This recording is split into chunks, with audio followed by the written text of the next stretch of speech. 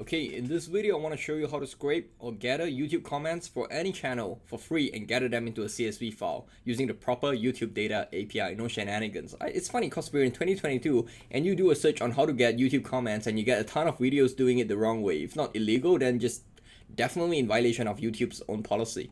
So you want to watch the YouTube API video on my channel to get an idea of how to work with Google's API library first. So that video walks you through how to get a token, setting up your credentials, and then using those credentials in your Python script to make requests and have the results returned to us. And in that video, we also learn how to print and format the response we receive so they're all good and tidy. Now this video is a little bit more focused. This video we're going to specifically look at scraping YouTube comments from YouTube's using YouTube's data API and collecting them into a CSV file.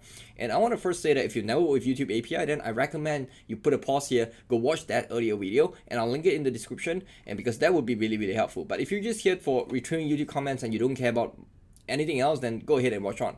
So you want to be at developers.google.com/youtube/v3. I have this on my web browser, and then I want to click on reference and scroll all the way down to comment threads. So click on comment threads list, and from here you see there's the data API reference, and what I want you to do is to just scroll all the way down to the bottom. There is this here, so this is the section. It says the try this method. You want to find this try this method. So this is the URL. If you want a direct link, click onto that and then go all the way down to the bottom. There's this try this method. This is what we're going to be experimenting first before we start to write some code. And when we write some code, I'm going to open up Visual Studio Code and I'm going to walk you through it step by step, right? But just this is kind of a nice explorer for us to just experiment with what we're trying to call and make sure that it's giving us the right results before we even commit to writing the code for that, right? So to get you started, I'm gonna go ahead and say part. I'm gonna say ID and I'm gonna say snippet. All right, so ID and snippet. If you wonder where these are from, do a quick search. So search for snippet and you see, okay, it says that the part names you can include are ID, replies, and snippet. And if you wonder what is snippet, you can go and read up on the documentation. But what it actually means is the actual comment itself. That's a snippet of the comment, all right? The ID is just an ID. It's really kind of useless without the snippet. If you're trying to do some sort of NLP, you really need it. So you can pass in one of these three: ID, reply, snippet. And snippet is really just the actual comment snippet. ID is kind of useless on its own. If I mean, it's useful if you want to link it. You want to use that to identify a certain comment, and you want to map it to a parent comment. So let's say this comment is a part of a nested reply. You can do that. Replies is also kind of useful, but snippet really it's just the snippet of the comment itself. So I'm gonna pass this ID and snippet, and let me go all the way back down again. That's ID snippet. You can pass in a channel ID in this case. So to find a channel ID, you could go to YouTube and look at the channel itself and copy that, extract that, and pass that in here. But for me, I'm just gonna show you if I just put in a video ID itself. All right. So I'm gonna go to YouTube and find one of my videos. So I'm gonna say YouTube Samuel Chan. And I'm gonna click on one of the YouTube videos. So let's maybe find this one. I'm gonna click on that. Something that is brought in by and there is a timestamp. I'm going to remove that. Now this is the ID. So I'm just going to copy that part, this part out here. Just going to copy. And I'm going to paste it in here. All right. There is the Google OAuth 2.0. There's the API key. We don't need to check this. We can just click on execute. Okay. We have an extra N. We don't need that. Okay. Now it's coming out. YouTube comment thread list response. In total, we have 7 results. And we can look at all the comments. We can see this is the text original. The display and the original, the main difference is if you're looking at the display itself, this is how it looks like, and you have the the A tag, these are all the HTML text itself, but then to Unicode, and the text original itself is to take away all of those and just have the original text itself. So here instead of this Unicode, we're just gonna have the apostrophe instead of having that opening tag A href. You're just gonna have that, all right? And it also gives you the command itself, who is the author of the command. It gives you that, give you an image URL, so you can put this into a web browser, copy that, whoops, and you will see that's a nice handsome photo right there. And you will also see channel URL. So if this guy leaving a command has a channel, then that would be channel URL. There's a channel ID. Whether or not the command has any kind of likes or stuff, there's a like count here, can rate equals to true and stuff, all right? So you can see all the other comments down here. You can see, can anyone tell me about the general differences between this? Is there a way to read HTML form? I see examples showing complicated stuff. Nice, bring a simple CRUD table. So alright, so you see all the comments in here. Now, if we scroll up a little bit now, let's try and change a couple of things. So let's go ahead and say, instead of snippet, we want to see the replies as well. I want to find a YouTube video that is probably a little bit more popular. So, so it has more comments to look at, right? And I'm going to use the first one, this one. So I'm going to copy that. And again, I'm going to do the same thing. I'm going to remove this. And I'm going to only take this part. Copy that out. I'm going to replace this with the earlier one, this one. And because this one has more comments, so I want to actually look at the comment section itself, the replies as well, sorry. So this one has more replies, so I'm going to add here, replies, right? All of this stuff is all very well documented. It's just that if this is the first time you're working with it, it may look very confusing all over the place. But here it says the following list contains the part names that you can use, include in the parameter value. So it's this ID reply snippet. So I'm just gotta copy that. And what else do we want to change? I think this is kind of it. Let's execute. All right. So now we see 20 results. Results per page is 20. It tells you that there is a next page token. So if you go and type into the next page token, you can start to collect more comments, because I know this video has, I think, what, 70 comments, 70 to 80 comments. So there will be total like four pages or 5 pages. So because of that, it gives you a next page token that you can call. And I'll show you how to do that in code later. When we open up IDE and we try to collect comments, we're not just going to get the 20 comments. We're going to get 20 comments and then look at the next page token, and we're going to collect the remaining 20 tokens. So we're going to have a nice CSV file containing all of that. All right. So here we have the ID, we have the text display, would love more videos, Stefan Anderson, and other comments. Thanks, Stefan. And also now you're seeing the reply, because now you can see the reply in here, and you know it's a reply because it falls under the key replies, and then there's the comments in here. All right. Generally, if you just need to collect comments from a public YouTube channel, you only need the API key. You don't need the Google OAuth. But if you wonder what the difference are, you should go and watch my earlier video where I talk about that. OAuth generally give you access to it's authenticating. You as a YouTube channel is you as a owner of a YouTube channel is authenticating YouTube to access that channel and collect data that are potentially private to you. So you provide authentication, you provide a certain sort of a permission, right, to this application to then get your data. So that's Google OAuth. So you can also do that. If I click on this though, if I execute, it's going to tell me to click on one of the scopes. So if I execute, it says at least one scope must be checked to use Google OAuth. So all you need to do is to click on this one, and then you can execute, and it pops it up, and you will then have to pick, okay, I want to authenticate with this account or that account. Okay, I closed the pop-up because I didn't need to do that. So it says pop-up closed by user, but that's fine. For me now, I don't need that. I'm just going to execute the API key and done. I also want to search real quick about quota. Okay, so it says here quota impact. A call to this method has a quota cost of 1 unit. I want to open that up in a new tab and talk about that a little bit. Now, the YouTube Data API uses a quota to ensure that developers use the service as intended, do not create applications that unfairly reduce service quality. So you're not making a ton of calls pinging this API and then degrading the experience for everyone else who is using the API. All right. So projects that enable the YouTube Data API have a default quota allocation of 10,000 units per day. Now, what is a unit? How do you calculate? Now you have 10,000 units per day. That's actually quite a lot. Okay, it's actually quite enough. It's free, but what is 1 unit? So let's take a look at this. So if you do a read operation, for example, retrieving a list of resources, that's only 1 unit. A write costs about 50, a search costs about 100, video upload costs about 1,600, 1,600. And you can go and find more details. Again, these are all going to be on the description, or if not, just do a quick Google search. You're going to find that. So I'm not going to dive into that now, but that's the quota impact. You want to be at least aware of that. But in order to show you when I would need to, when this is insufficient, when API key is insufficient, where I actually need to provide Google OAuth, I'm going to go ahead and use my channel ID. So this is my channel ID. I'm going to copy that, and I'm going to not have this anymore. Instead, I'm going to pass in this. So I'm going to say all threads related to channel ID. So it's going to find all the comments that has been left on my channel ID. And now it's going to be quite a lot of them. So I'm going to set a max result of maybe 25. So I only want to see 25. I don't want to see anything more than that, or 20 maybe. All right, 20 is fine. And so pick something sensible here. You can also pick how do you want to order those comments, right? The threads. I'm going to say the default is going to be time. You can do time, I guess. And Page token is where we insert that, you know what I told you about earlier. I said there is a next page token. You can copy this and you can pass this in here, and it's just gonna give you the next page and the next page. So this is a way for you to, you know, collect all the comments. If you have a video, very popular video, you have 200 comments, each page was gonna give you 20, and you wanna say, okay, give me a next page token, and then pass that in, get the 40, and then get 60, get 80 until you get all of that comments. And now we're going to take away API key, because now this will require Google OAuth, because we are actually looking at all the threads related to channel ID. And I'm going to now say execute. It's going to pop up. I'm going to authorize it.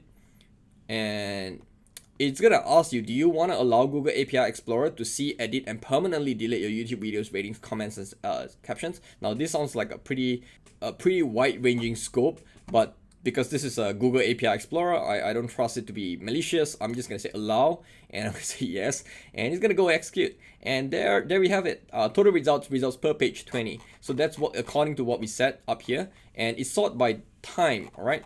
So we're gonna see the most recent comment, and you see that the more would love more videos regarding PyScript. Subscribe and looking forward for more videos. So this is a really kind viewer called Stephen Anderson. Thank you, Stephen. And you will see that because now you're returning all videos, all threads related to channel ID, so you're gonna see comments from different parts of the video. You will see that there's a ton of keys and values. You see that there's a snippet, then it's a nested. It's also a pretty well nested sort of JSON structure. See, so there's the items, and then within that there's kind, e tag, ID, snippet. Within snippet there's a top level comment. Within top level comment there's text original, and then there's auto channel ID. Within that there's value. So later when we write our Python code, we need to be aware of that structure so that we know how to extract exactly the right thing. All right. And I also want to talk about one last thing. I want to say click on show code. If you click on show code, this is what we entered earlier. We have the ID snippet replies. This is the channel ID. We have the max results 20 order. And from here, you can click on HTTP. This is how you would call it, get. So if you want to just try that out using curl or using HTTP, you can do that. JavaScript is there if you want to just insert so basically insert the script tag. And then from there, this is the code you would write to get that. And we want to take a look at the Python. So scroll all the way to Python, and it tells you to use the import OS import Google API.discovery. All right. And in fact, if you want to, you could pretty much copy all of that. In fact, I think that's a good idea. We could probably just copy all of that. All right. So you can just click on this copy and put them somewhere, and we can come back to that later, right? But you can take a look at what gets returned to you. If this is 200, it means that's a success. This is what gets returned to you. This is a HTTP response. This is how it's getting returned if you're calling this from a HTTP protocol. All right. I want to also, before we go into writing the code, talk about the difference between why would you use comment threads and not comments. Now, if you look at comments itself, comments really just look at one specific comment itself. So a comment resource contains information about a single YouTube comment. A comment resource can represent a comment about either video or a channel.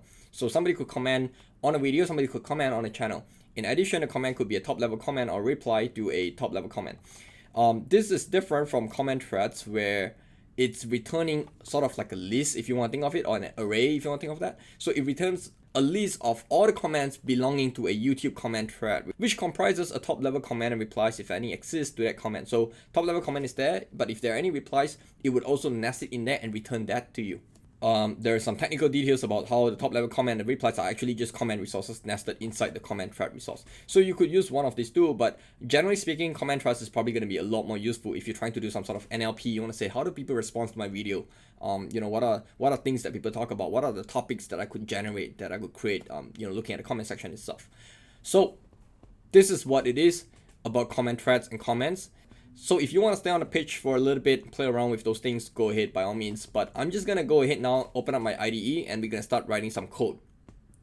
Now that you get a sense of how YouTube API work, it's time to hop into our IDE and start writing some code. Now you can do one of two things. Either go to my GitHub and fork a copy of the repository so you have all the code for easy reference, or you can just open up a new directory, which is what I'm going to be doing, or just open up a directory where we last left off, meaning in part 1 of this series, and continue developing from there. Now part 1 of the video is already uploaded to my channel, and you can either watch it as a standalone or go to my channel, start from part 1 instead. By the way, if you'd like to see me do more videos relating to building services with third-party API, building out cool applications using third-party API, let me know in the comment section. Now if you think you're getting value out of the work I'm putting out there, then consider subscribing or following me on Twitter so you can private message me for advice and suggestions. Without further ado, let's get started. So remember how in the Explorer, YouTube Data API Explorer, there is already some sort of skeleton code out here. So we're just gonna copy off that, and then we're just gonna bring that into our workspace. So let me start off by making a directory on the desktop. I wanna say make directory, and I wanna say desktop. So this is where my desktop is at. I wanna say commands, and then I'm gonna change to that directory. So I'm gonna change there, and then I will go ahead and create a new file. And this file is just gonna call it YouTube public. So I'm gonna say YouTube public.py, right? And from this, we could go ahead and now just open that up in a code editor. So let's just say code dot. And once that is open, you should see YouTube public being created already for you. And all you need to do is to just paste that in. Now, where did I get all of this from? Well, I get it from this, the API Explorer. So this is the API Explorer. These are all the code that is written for me already in Python. So you just want to click on the Python tab and just copy that. There is a copy icon. Click on that icon and you should get that into your clipboard, and you just have to Control V to paste that. All right. And it's probably going to complain that you can't find this. That's because you haven't installed that. Now, if you have watched the first part, you should know what to do to get this set up. And I already have that set up, so I'm not going to do any. I'm just going to say work on YouTube, and then this should just automatically work. But if it doesn't, just go ahead and select interpreter and just find the YouTube and hit enter. And now that should go away. All right. While you're in here, you want to also go ahead and say .env, create a .env file. That would just where you store your environment variables. So this is kind of good practice. I don't like to hard code my environment variables into my code, and I don't think you should too. Even if it's just a toy project, a fun pet project, you don't want to do that. You don't want to do that for a lot of reasons, but one of it is that it's just not good practice to get into. But the other is that if you leak this API key and you accidentally push them onto GitHub, now anyone could just use your API key and you may run up a lot of charges, a cost and stuff. And it's just not good practice. It's just not good hygiene to be doing that. All right. So I want you to just go ahead and create a file called .env. Now you put a dot in front to tell your system that this is going to be a hidden file, sort of a special convention to tell your computer to treat it like a hidden file. And within the .env itself, you want to just have your API key, and you can name it anything, but I typically call it, in this case, I'm going to just call it API key. And you want to put in your API key in here. It's generally just go into the YouTube. You just have to search for YouTube. Actually, just search for Google API library. And once you're in the Google Cloud Platform API library, you can just create a new API key. And so there is the data API, and when you say manage, and then click on credentials. And from here, just click on create credentials, and then just go ahead and create your own API key. So click on that. It's going to say creating API key, and it's going to give you an API key that you just copy. Now, I'm not going to use this because you're going to see this already, right? But you will have your own API key. You want to copy that. And I'm not going to say okay because it's already, I already have mine. So I'm going to say delete key. But actually, you know what? I could just show key again. I will just use it one time temporarily, and I'm going to delete that later, right? I'm going to get in here, and I'm going to say API key equals this. Now, if you don't know what are all these credentials doing, you want to watch the first video. I talk about details about client ID, OAuth, API key, all of those things. All right, so I'm not going to really spend too much time on this now. So once you have that, you want to save the file. This is the .env file. Now, you want to get back to the YouTube public file. And if you look at how we are using this discovery, if you do a quick command F to search for that, and you say discovery, you will see that it's only used. Only one thing is actually being used here, and that's actually the build. You're not using the discovery any other way, so there's only the one function that you export from that. So here you could have rewrote that a little bit. You could have said from Google API client.discovery import build, because now your code could be a lot more simplified. You could delete all of that now. So when you hold down Control and you click delete, it's gonna delete the whole thing in front of it. So you don't have to do it like manually, right? So Control delete is gonna delete right in front of that. So for example, I want to delete YouTube, I could just say Control delete, and it will delete the whole thing like that. Anyway, so I have the build there. I have the YouTube Google API client discovery import build, and I'm gonna use my build here. So everything should still work. Now it's gonna say developer key your API key, but it's not gonna find it, is it? Because you didn't define that. So it expects you to set up something like your API key, and it expects you to set up your string and put the string in here, and that would now work, right? But we know that this is not good practice, because when we create our GitHub later, so when we say GitHub and we say git init and initialize this as a repository, then this is going to be a file that you commit and your API key is going to be in there. So this is not good practice. Even though this will work, it's not good practice. So what I recommend you do is to not do that. Instead, what we're going to do is we're going to have API key, and what are we going to do? We're going to say OS, and here we want to say get environment and get what? Now, what did we name it earlier? We name it API key. So we want to put in that as well. So we want to say API key here, like this, all right? So this is going to find the env file, and it's going to find this API key, and it's going to pass that value into this one. All right, so that's the os.get API key. But how do you make this available for discovery? So we just have to add one more up here. We're going to say, let's bring it from here. We're going to say from.env import load.env, and then we're just going to say load.env. And so that's going to basically just make this environment variable. Just going to load this file and make sure everything that is in here is going to be exported, and you can find that. Now the YouTube and the v3, where did that come from? Now if you look at the documentation, you see that this is all in the version 3 of this API. So v3 is in here, and so that's the reason we use API version v3, because we're looking at the version 3 of this. There is this setting here that doesn't really matter because we're not using OAuth.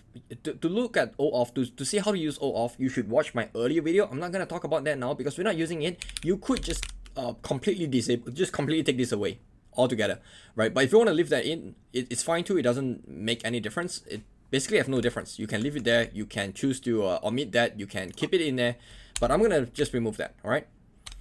And I think for the rest of it, this tree here, what we could do is to sort of basically isolate them out as well, take them out of the main, and I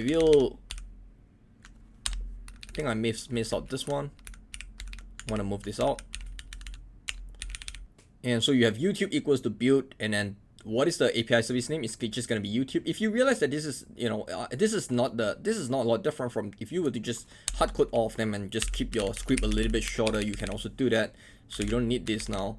And API version v3, you can also just hard code that, and you can now remove that. So to remove a line in Visual Studio Code, just hit Ctrl+Shift+K, that would just remove that.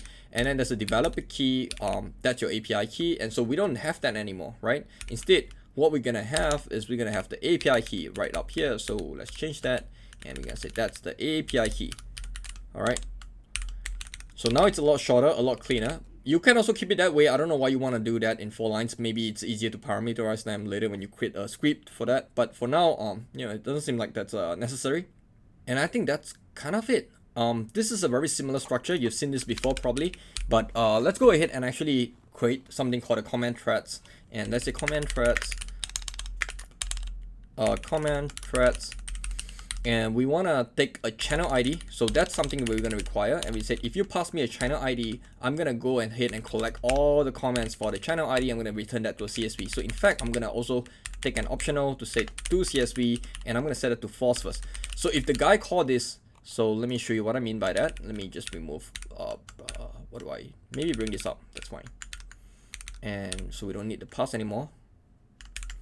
And we can also bring this up. Response equals to request. Okay, this is cool. We bring this up as well. So we can go ahead essentially and say something like comment threads, and we can pass in a channel ID. I'm just gonna randomly type something in here. Doesn't matter what it is now.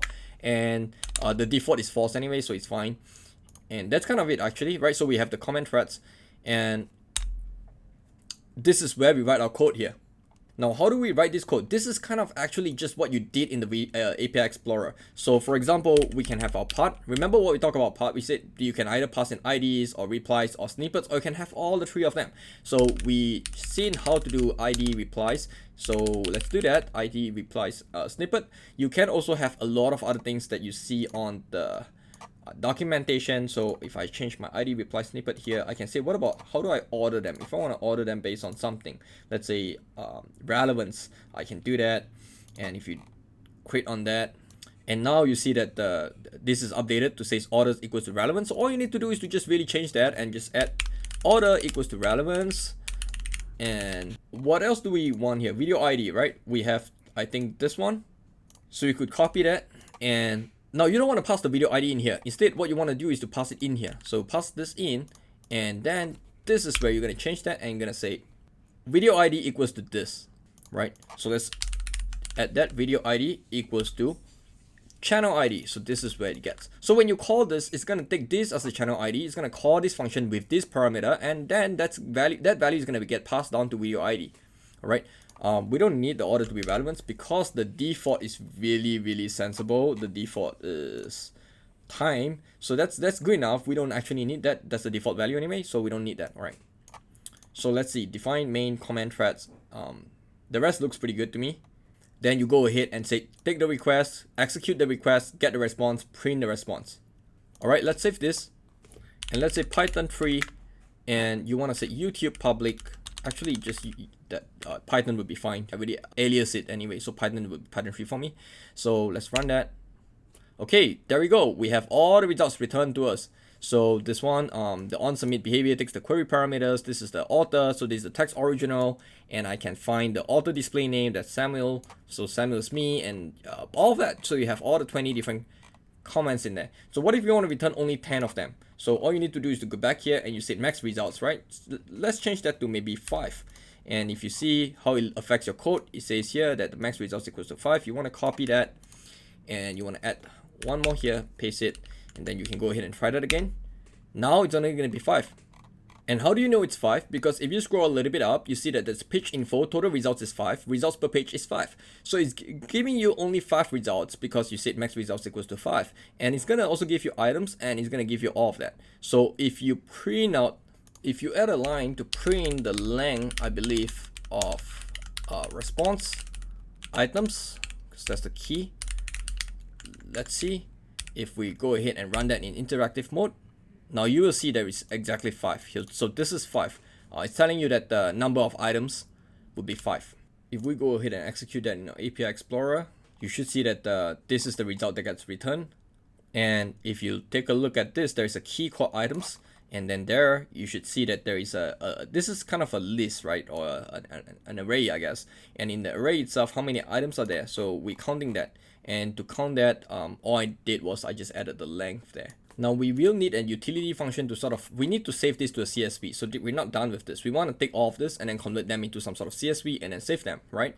So let's create a utility folder, and that's called utils, I guess. Utils is fine. And then within that, let's make this a module. So we're going to create a new file, and we're going to say init.py, turn that into a module. And then from here, we're going to create commands.py, right? And so now whatever we create in here, so let's go ahead and create a few things that are relevant to this. So for example, the first thing I want to do is to make sure that I can go ahead and do something like take this comment threads, and I want to say, okay, first of all, we probably don't need this anymore. So like we just comment that out, right? Just comment that out. But I want to say that if the toCSV is true, then we want to say something like take that and then make some CSV. Okay, so we want to say make CSV and do something maybe with the response. All right. Now where is this make CSV gonna come from? So since we don't have that, let's go up here and let's import that. Let's bring this down and let's say from utils.comments. So that's gonna go into this file folder, the directory utils, and then find commands. And then from there, what do you want to bring? You want to bring in make CSV. Okay, and now you can use the make CSV and do something with it. And let's save this and let's go back to comments.py. There's no make CSV yet, so let's go ahead and say define make CSV. And let's just pass for now. Okay, so now we have we brought that in. We said if the CSV is true, make CSV, and this is the response. I think a better name for this is actually going to be comments. So maybe let's name it comments, or maybe comments list, because we want to maybe have a list up here somewhere. So we want to say something like comments list, and want to initialize this to be an empty list. And then once we have this, we could do something like take response and actually take comments list and append what? Append response. All right. So we're saying that, okay, take that, print that, and then append that to this list and then make CSV comments list. All right, that's cool. And then you can go back to comments.py and you can now think about how you want to create this. So if we take a look at what we want to create, we need some sort of, if you want this to be a CSV, you need some sort of header, right? So in a CSV, you usually, if you open that up in an Excel file, Excel folder, Excel app, you will see that there is the first row is usually reserved for the header. So, you want to have like video ID, text display, all of those things.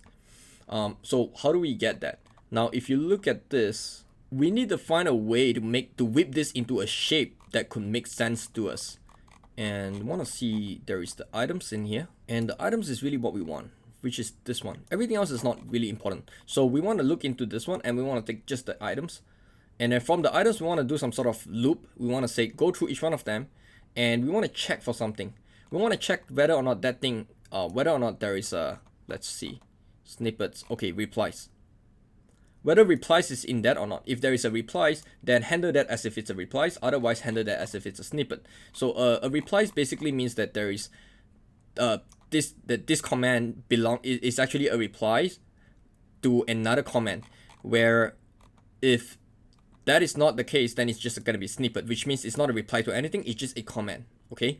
So we have two cases. We could have another utility function up here. Say define process comments. And here we're going to take a few things. So first we're going to say response items. And then we're going to use some sort of for loop, right? We say for response in response items. Okay, response items.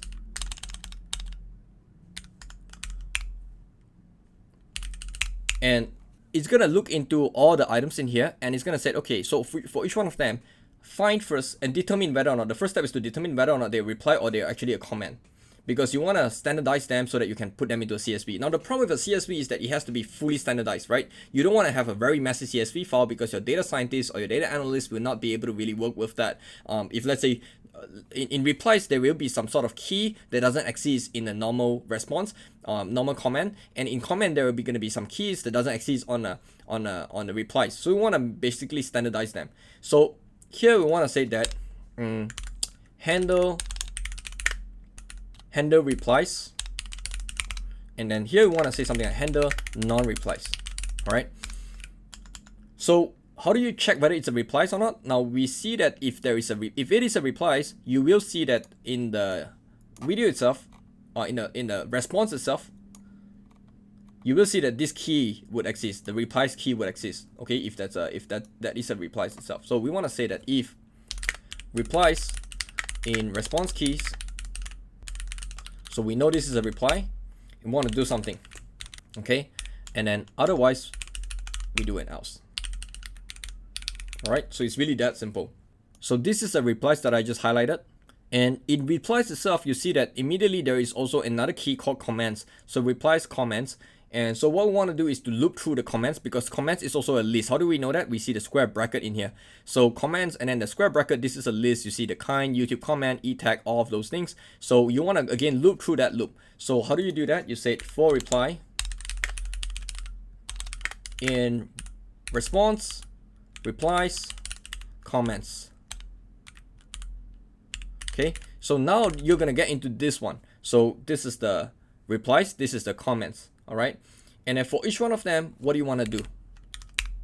You want to take the comment, you want to say maybe form a comment, and the comment take the reply, and take there is the kind, there is the e tag, there is the ID. None of this matters to us. What we want is the snippet. The snippet gives you all of this information that you want. So we want to take the snippet. Actually, let's stick to single quotation, and then you maybe just want an ID as well. So there is the replies, there's the e tag, there's the ID. You also want this. Okay, so we want to also take the ID. So we want to say command. We want to add a key to the command and want to say command ID equals to reply ID. Why do we care about this? Because in the snippet itself, it doesn't have the ID. So if you look at the snippet, if you pay attention to that, you don't see an ID in here. So what we want to do is to say, okay, take this, create that, and then add a key to it. The key should be called command ID, and then that should just be reply ID. That should just give you this value. All right. And finally, we want to say these are all the comments. Maybe we can even bring this all the way up. And then we just have to say comments dot append comment. Right? So this is basically gonna take the snippet out of the replies and handle and create a comment, and then push this, append this into the comments list. Right? And what about when we are handling non-replies? When we're handling non-replies, then we won't have the reply key. So this is also saying that if replies is not in res.keys, right? And so we're gonna also have the same thing. We're gonna say initialize that first, and then let's find one where it's not a reply. So if we take a look, so if you notice there are 5 results, and the first item in this items array replies, there's actually a key called replies, but then this is the first item, correct? This is the first item. But if you look at the second item, now let me just expand that again. This is the first item, there is a replies key. But if you look at the second item, now the second item itself, it doesn't have a replies key. And this is the third item now. So when we're looking only at the second item, there's no replies key. And the reason why there's no replies key is because that is not a reply. Okay, it's actually just going to be a text. So what we want is to handle that case now. Okay, so we're going to handle this case. We're going to look into the snippet, and we're going to take the snippet and extract that into the comment object. All right, so this is handling non-replies. We're going to say that in that case, go ahead, comment snippet. Now that's just going to be, that's just going to be response, which is this one. Take the snippet. And let's go back to this one. Let's see.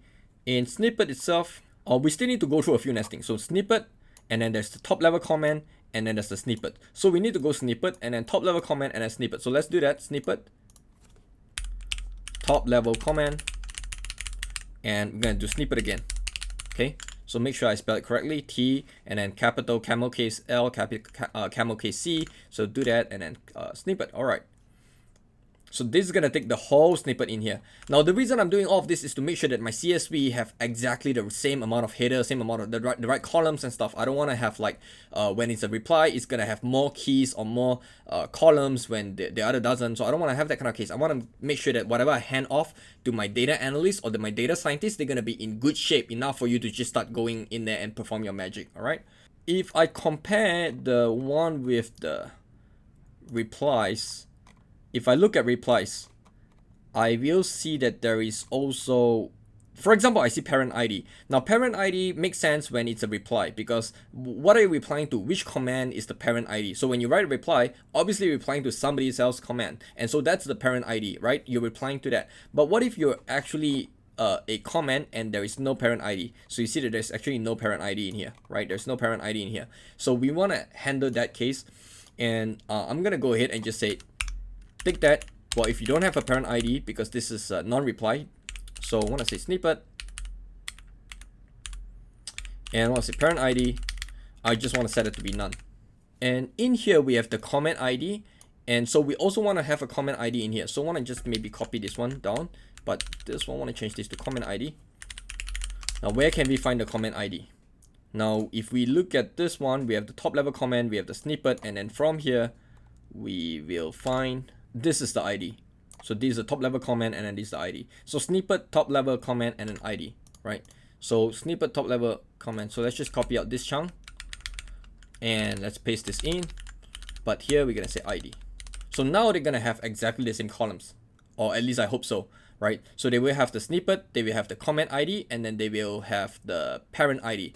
All right. So snippet, comment ID, parent ID. Parent ID is already in here, but it's not in here, so we're gonna create a none. And comment ID, we both create, we both of them doesn't have that, so we just have to sort of create a new key for them. And I think that's kind of it. So I want to do the same thing here for comments append. Want to do the same thing, so bring that in. This is just gonna be a lot of this is just gonna be all the snippets. You want to actually take the value of snippet, not the key, not including the key. So we want to just sort of flatten it out a bit. So we're just gonna say snippet like that. All right. So I guess you can also refactor that later. But let's see if this is all done. Let's go ahead and just print the comments out, and we're gonna save this, and I'm gonna go back to YouTube public, and now I could bring that in as well. So I'm gonna say, what do we call it? We call it process comments. So I'm gonna say process comments, and from process comments, we, instead of actually just appending that, we're just gonna call it process comments, and we're gonna process that first, right? And remember, all of this is gonna be done on one thing, which is the items. Because remember, when you first got that, you're gonna get 5 different keys: kind, e-tag, next page token, page info, and items. We only want the items because everything that is interesting is gonna be in here. We don't need the kind, we don't need the e-tag, we don't need the next page token. All right. So wanna say response and items. So now you will have a pretty nice comments list, append, process comments, alright. And do we want to print that out? I think we should. So let's go ahead and print that out. And after the if, we should just return comments list. Right, I think we could go ahead and quit this out now, clear the screen.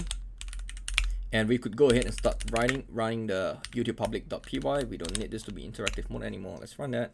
Okay, and everything still runs, except now there's a none because we forgot to return the comments. So if you want to just return the comments, you don't need the print anymore. You could take that away. It's just print. So you're just gonna return comments. Okay, now it's doing its stuff and everything still works. Great. And now the benefit of doing all of this work as well is that now all of them, regardless of whether it's a reply or not a reply, you're gonna get the same key and you're gonna get the same header, and that's really nice for you to be able to use the CSV later, right? Let's go back to comments. Now let's write our make CSV. Now I know that because I'm doing some sort of CSV module, I will need to bring in the CSV. This response is something we don't really need, I don't think. So let's remove that. So let's just go say import CSV. Now we need to first think about our header. So a CSV have a header, right? If you open that up in Excel, you'll see that the first row is usually the header row. And so what do you want a header? Now we want this to, the header should be video ID, text display. It should be things like parent ID, auto channel URL, auto channel ID, all of these things. So we could just basically take the first item in there. So we just have to say header, take the first item and take a look at the keys of that, right? So header and say comments. Now where did comments come from? Up here. So we're gonna say comments and we're gonna take the first one and keys. Okay. So whatever you pass in here, this will be a list of a lot of comments. We're gonna take only the first comment and take a look at the keys. That should just be the header, and we're gonna use that just as the header. All right. And we need to have a file name, some sort of file name. So how do we name this file name? We could maybe pass in an optional channel ID. We can make this optional by calling it none. And so we can handle for this case, we say if channel ID, then the file name would just be something like, use an F string here. I'm gonna say comments, and I'm gonna have channel ID, and I'm gonna maybe have, I don't know, maybe something like today's date. Today's date would make sense. So let's say today.csv. Now we don't have today yet, so we're gonna have to create that today. All right. So if the channel ID is passed, so it's gonna be comments underscore. That would be the name of the CSV file that is gonna get saved. All right. But we don't have that, so let's bring that in as well. So let's say today, and let's do something in here. But let's bring it from datetime, import datetime as dt, and what we're gonna do is we're gonna say dt.today. That's just gonna give today, but we want to format it nicely. We don't want this to be something like 2022 0601 and then some sort of like 20 hours 16 minutes 34 seconds. You don't want that.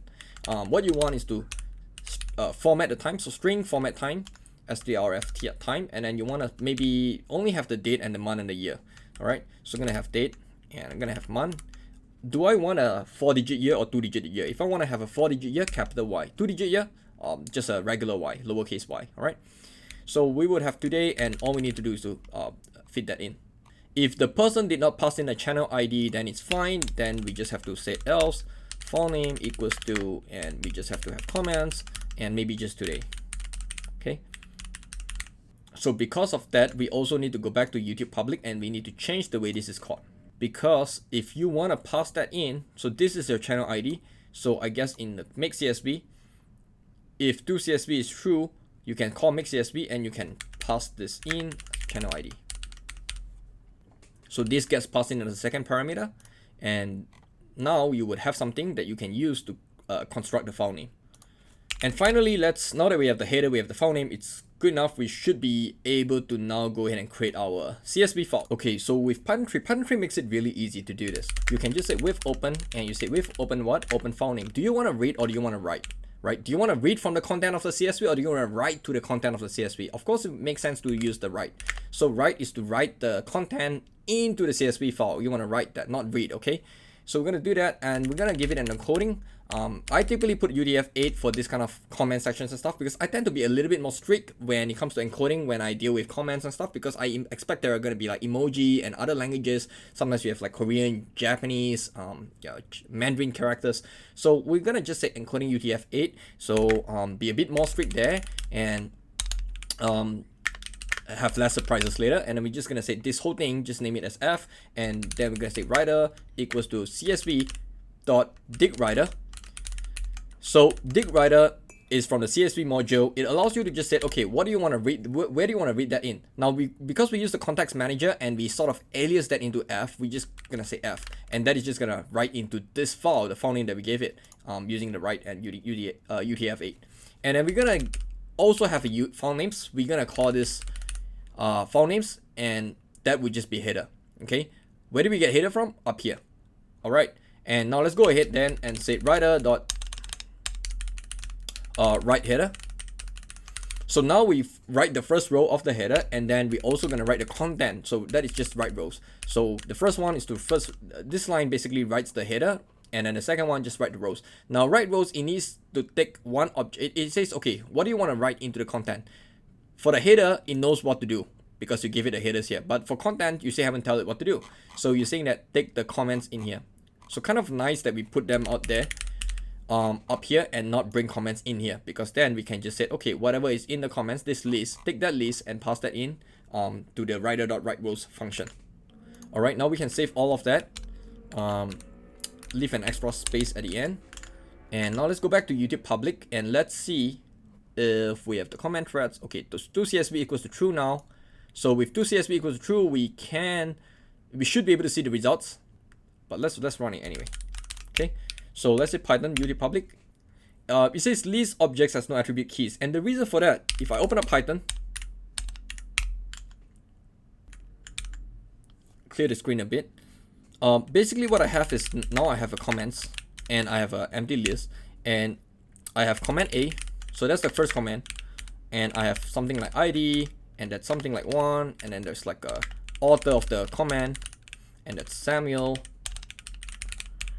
right? Need to pass in all of this. I'm gonna say comment B equals to comment A. Okay, now if I take a look at comments, I'm gonna have a list here, and I'm gonna say dot. If I just put in a pen and I append A, then do the same, but this time for comment B. If I look at comments, what's gonna happen is this is gonna have a list of lists, and that's actually what's causing the error that we see earlier. Not an error, but just kind of telling you that, hey, I can't find 0, right? What you want to do instead is you don't want to have the so let me show you what you want. What you want instead, let me just initialize that back to an empty list again. And what you can do is you can use extend instead. So extend, and you say extend comment A. Now if you look at that now, if you look at comments, now it's just going to be this. Now it's not a list of lists anymore. Right now, in the earlier one, when you use append, you're just appending a list into another list. So you have this, but now you can say command.extend, and you can do the same thing for B. And now if you look at comments again, you see now you have two different objects, but now it's just one list. And so now you can say take the first item and find the ID. So it makes sense now. So let's quit that out, and that's kind of just explaining to you what is the prompt there. All right. So what we need to do is to not use append and use extend instead.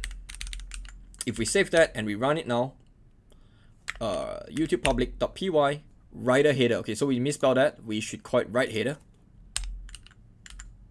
Run that.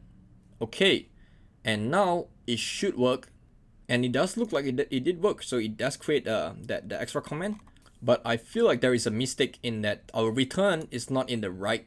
We need to put it out here, because the for do all of this work and then return all the comments. So if not, this is only going to return the last one. So let's save that again and let's run it again. Okay, now let's take a look. Okay, now it does seems like it's working, because we do see a lot more comments. But just to be safe, let's also open that up. And what do you know? You have all of that in the nice CSV now. So you can see the text display, author display name, image URL, channel ID, whether or not the can rate, viewer rating, like count, comment ID, so on and so forth. There's all of this stuff already. So you have the video ID is always going to be the same, text display is going to be there, and I think that's kind of it. That's exactly what we want. So let's go ahead now, close that out now, and let's see if we could try to maybe also have the make CSV right in process comments itself. So maybe after return comments, maybe before that, I want to say that maybe here take an extra item. So I want to say CSV output equals to false, default that to false, but if it's true, if CSV output, if that's true, then go ahead and call make CSV, which is from this one at the bottom, and pass comments into it. Right? If you want to, you could also add a print statement to say something like finished processing and count the length of comments. All right, and I think that looks about right to me. And now let's go back to YouTube public. Now we still need to handle a couple of other cases. So for example, what if we go back into the section here, we see that there is a next page token.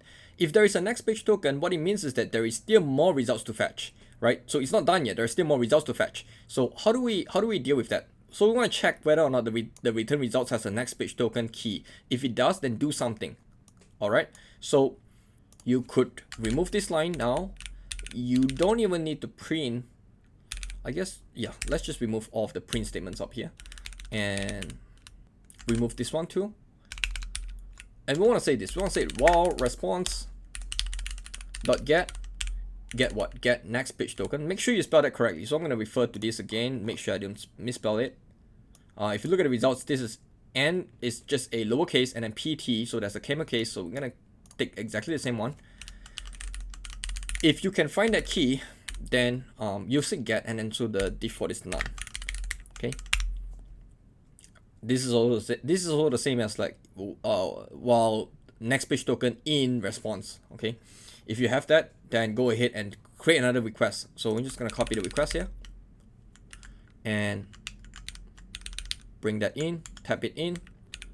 We don't need the max result, except what we need to do is to pass in the page token, and the page token will just be response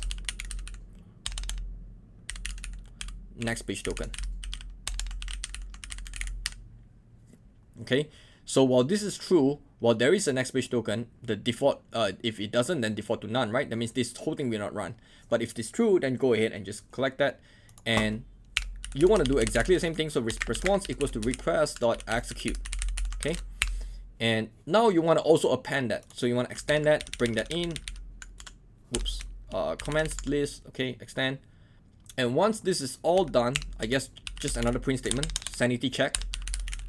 I want to say something like finished fetching comments for, and here I guess you can give it a channel. Where do we collect that? Where do we channel ID? So just copy that and paste it in here.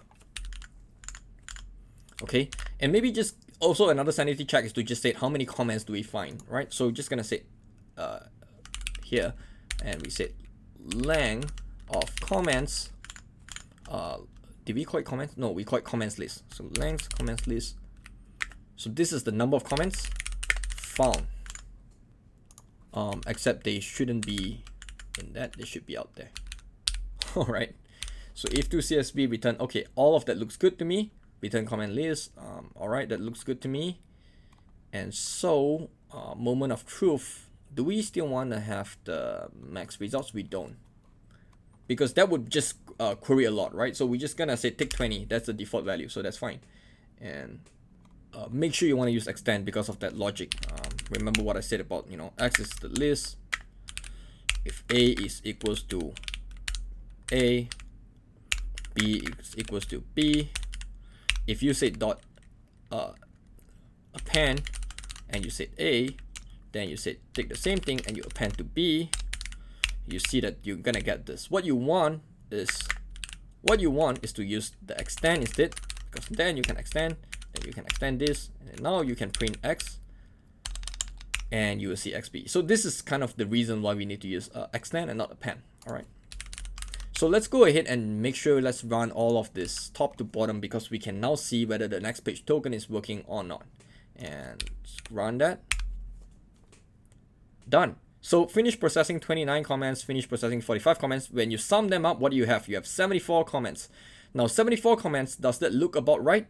Let's go and find out. So let's open up our YouTube and click into that. And let's also go into, I guess, this one. This is the comment. How do we know? Because this is the same ID as the one that we passed in here. And let's take a look. And we have 76 comments. So yeah, the 2 of them are missing. But apart from that, it looks about right. That's really good. So the first round, it does that. It fetched 29. Then the next round, it does that. It fetched 45. And in total, it gets all the comments. And if you look into this, you will see that all the comments are stored. So if you scroll the way down, you see there all the way up to at the end, right? So that's how you fetch YouTube comments from YouTube using proper official APIs, and then collect them into a nice CSV file with proper header, with all the nice formatting. And I'm gonna close that out now. And that's how you collect YouTube comments into a nicely formatted, tidy CSV with all the emojis and stuff like that still working, right? Now, I hope you enjoyed today's tutorial and pick up a few new tricks here. If you need help, leave it in the comment section. If you want to slow down the video or use some reference, by all means, check out the complete code on my GitHub repository and practice. Lots of this just gets better, the more you practice. And check out my other videos on the channel. If you think I deserve it, then share the video with a friend and consider subscribing. I'll catch you in a future video. Thanks for spending time with me. Goodbye.